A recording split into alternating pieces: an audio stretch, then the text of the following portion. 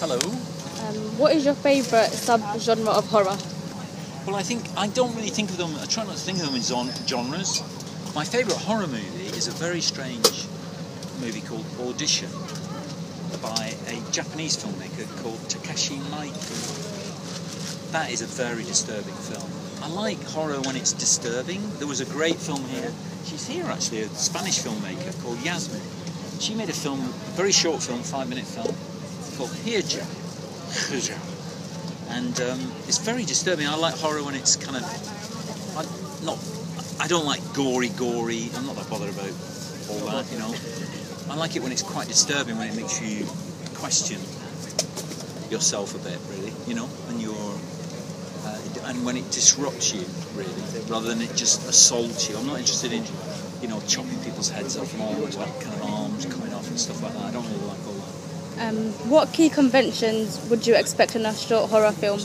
You set up an atmosphere is the most important thing, I think, with a horror film, I think, is that you set up an atmosphere, and the most important word in horror for me is dread. The word dread. When you dread something happening, because it's the anticipation you have that there's somebody behind you, or that there's something out there that you don't know, that you're fearful of. So it's the creation of the atmosphere of dread. And the greatest example of it actually is a movie called The Exorcist, which is drenched in this feeling of dread. You know? What is one convention of horror films that you've wanted to challenge? Oh yeah, no, we did this film called 28 Days Later, which was supposedly a zombie film, but wasn't really a zombie film, because our kind of creatures, who we call the infected, they move very quickly, because zombies generally move very, very slowly like this. And I never found that very threatening,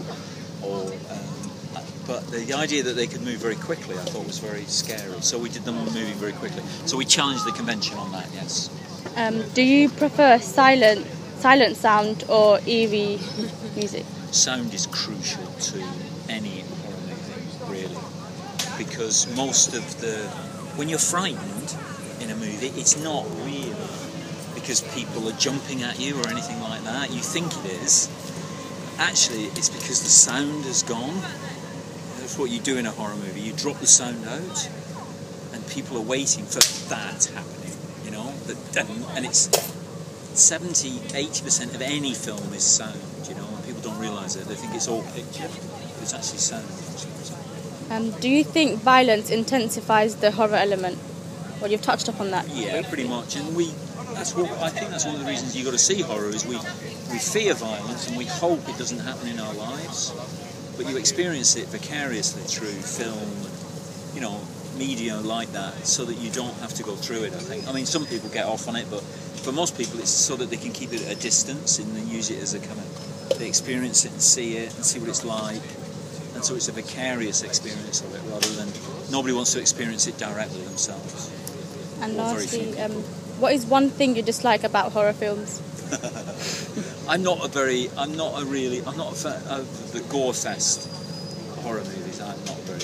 They don't really do it for me very much. I like suspense and dread and anticipation rather than flesh horror, I guess. Thank you very much. That's okay, good, very good.